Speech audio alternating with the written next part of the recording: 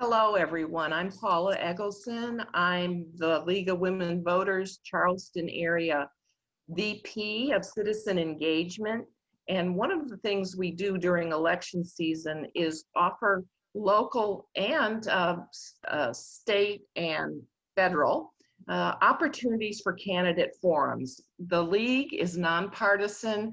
We want the community to hear from the candidates, and so in some cases, we offer a discussion with the candidate if the opponent isn't able or is unwilling to participate in a candidate forum.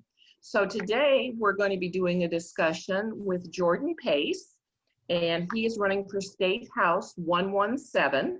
And the first thing we're going to do today during this discussion is, Mr. Pace, or we're going to ask you about your platform, and you have 60 seconds.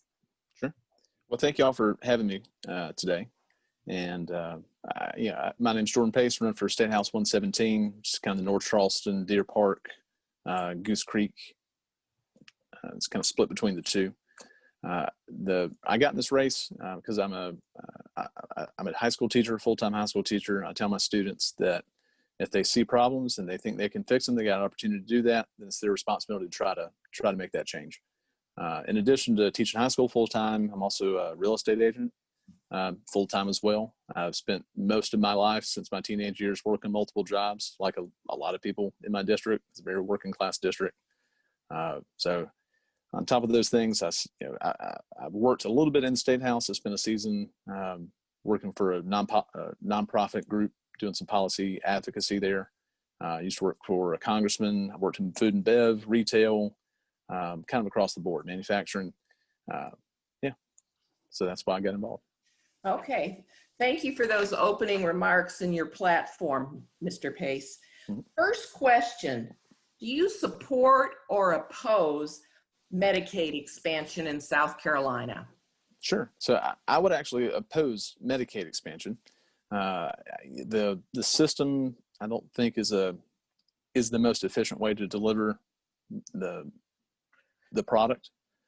What we've seen in South Carolina is prices keep going up and up and up. And the reason why, primarily, I would say, is this program we call the Certificate of Need program. South Carolina is one of the few states in the country that still has one. It's very much like a Soviet-style thing, where if a doctor wants to open their practice where they have imaging or just any building worth more than $500,000, then they have to get permission from DHEC to even build that place. DHEC has to certify that there's a need there, which is not how market economics works. So instead of having competition driving down prices for MRIs, for surgeries, things like that, we've had nothing but prices increase because there's no very, very limited competition. So rather than spend more money on the state level, I think it'd be better to drive down cost on the point of sale level. All right, thank you. Your Yes, next question, what policies do you support to affect change in the criminal justice system? Sure. So historically, the center of the criminal justice system is the judge. And South Carolina is unique in the way that we install judges rather than like in the federal government, which we've seen for the last few days, how the executive, in our case, the governor, would, you would think, appoint a judge. In fact, the governor has nothing to do with it. The General Assembly completely controls the process. So there's not a lot of accountability on the bench. So in the state, we have really good judges. Sometimes we historically haven't had real good judges.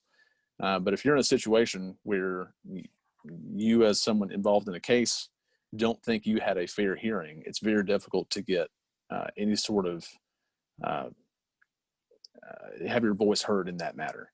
So changing the way, instead of totally General Assembly, having a system where the governor appoints, the General Assembly would ratify that appointment or not. And that would, I think, give people a little bit more say in the process. All right, thank you. What suggestions do you have for managing the pandemic at the state, as well as preparing for pandemics in the future?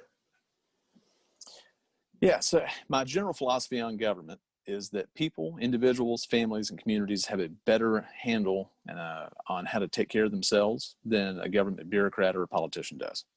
I think the same thing applies for the situation we found ourselves in.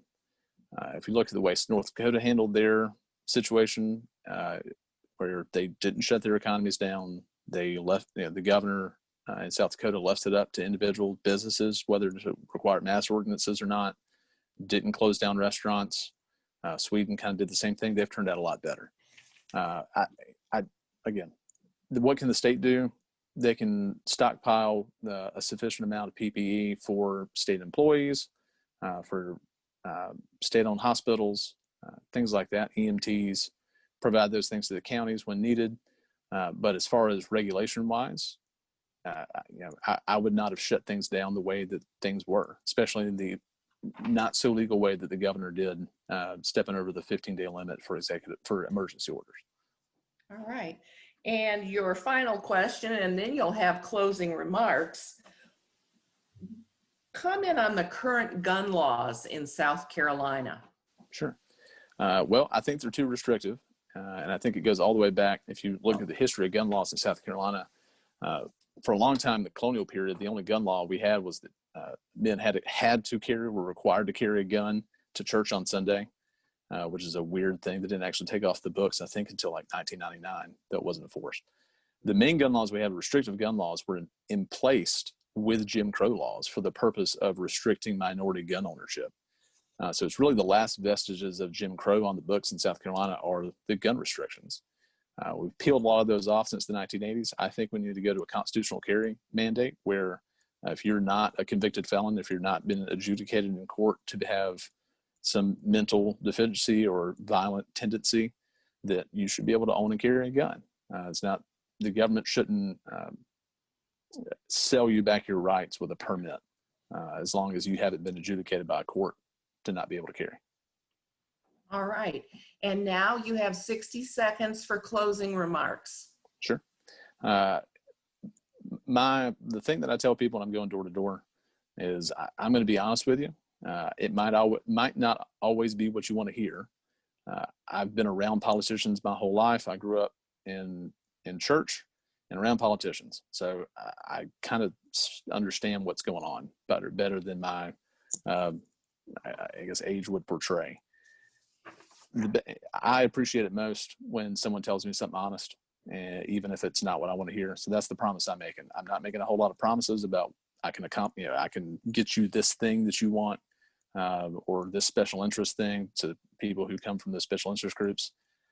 I'm going to do what's best, I think, according to people making their own decisions, personal freedom, liberty, and telling people honestly what's going on in Columbia, which is not, we don't get that enough.